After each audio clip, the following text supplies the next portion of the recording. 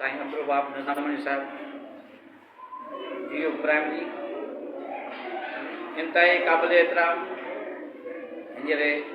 पहिरीं असांजो उस्ताद हो ऐं हींअर इंतज़ामी कोर्स कयल आहे मीर नईम तलपुर साहब इंतहाई क़ाबिल एतिराम साईं शाहनवाज़ अकबर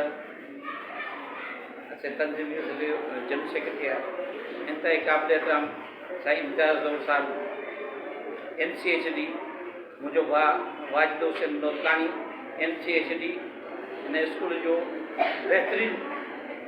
असांजे ज़िले जो हेड मास्टर साईं ताज मोहम्मद हुजो असांजे ज़िले जो बहितरीनु उस्ताद साईं आरिफ़ कुरैशी ॿिया मोज़ महिमान मुंहिंजी भेनरूं हिन स्कूल जा उस्ताद ॿारो अस्सलाम वालेकुम जे उस्ताद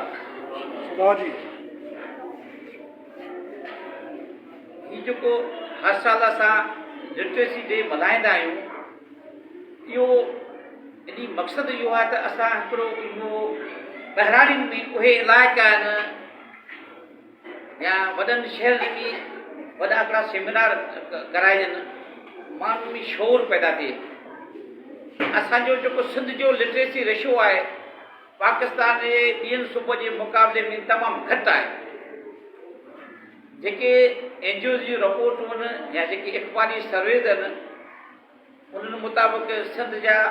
60 लख ॿार स्कूल में कोन था अचनि हीअ वॾी हिकिड़ी बदबख़्ती आहे त सिंध जा ॿार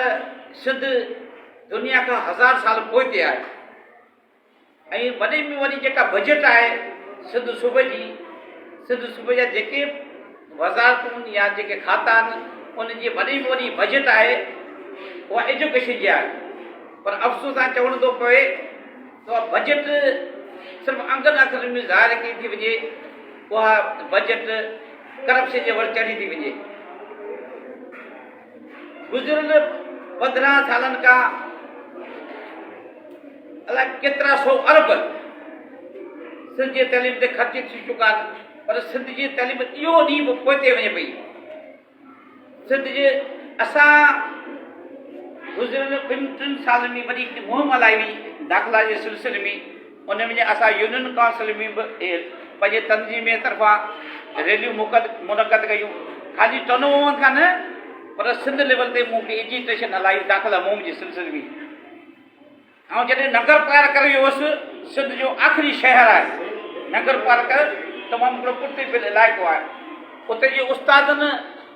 वॾी महिनत करे सॼे ॿार स्कूल में दाख़िल कराया पर वॾी वक़्तु इहा आहे त उन ॿारनि खे स्कूल में विहण जे लाइ फर्नीचर न आहे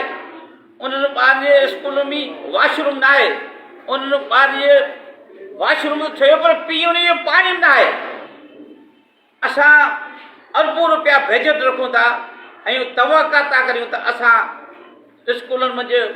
ॿार 60,000 ॿार वापसि हाणे दाख़िल करायूं उन नामुमकिन आहे जेसीं असां जेका तइलीम ते प्रॉपर बजट आहे या जेके ॿार नथा अचनि सिर्फ़ु असां 5 स्टार होटल में मिनिस्टर सेक्रेटरी ऑफिसर सिर्फ़ु 5 स्टार होटल में वेही तइलीम ते वॾा लेक्चर था ॾियनि या सेमिनार था मुनक़द कनि उन सां तइलीम कोन सुधरंदी उन सां ॿार कोन ईंदा तव्हां ग्रास रूट लेवल ते वञो त इन जा छो कहिड़ा असबाब आहिनि जंहिंसां हे सिंध जी तइलीम ॿियो ॾींहुं पोइ ते वञे या ॿार स्कूल छो था अचनि आउं त चवां थो वॾी में वॾो जेको सबबु इहो आहे पहिरीं तव्हां सिंध जे उस्तादनि खे जेके हुनजे जाइज़ हक़ आहिनि जेके जाइज़ मरातूं आहिनि पंहिंजे जेके उन जाइज़ मरातूं उन्हनि खे ॾियो उन खां जेके सहूलियतूं न आहिनि उहो तव्हां सहूलियत पूरे करे ॾियो ऐं हींअर कल्ह असांजो सेक्शन उते मूंखे हुन छोकिरे खे जॾहिं हाई साहब मुंहिंजो स्कूल ॾेखारियो ऐं उहो स्कूल ॾिसंदसि त एॾी शानदार बिल्डिंग ठहियल आहे गवर्नमेंट जी ऐं हुन में टोटल फैसिलिटीज़ हुयूं हुन मंझि फर्नीचर हाई क्लास हुयो बल्कि क्लास रूमनि में मल्टीमीडिया ते तइलीम ॾिनी पई माना हैरत थी वियो हू उते बि चयो असांजे तंदे मोहम्मद खान ज़िले में बि हिकिड़ो मेन स्कूल पढ़ाईंदी आहे जिते ॿारनि खे मल्टी पिचाए करे हेडमास्टर साईं ताज मोहम्मद हुजे कराईंदी आहे। पर ख़र्च इहो आहे त हिते मालिकी आहे, हुते सेक्शन ऑफिसर वेठो आहे जंहिं पंहिंजी 11 एकड़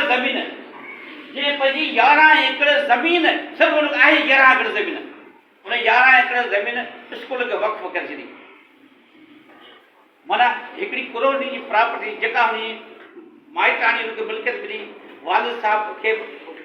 उन अलाह हुनखे जनरल सिंह खे फोन थी वियो त उते हुन हिकिड़ो नंढो छपरे जो स्कूल हो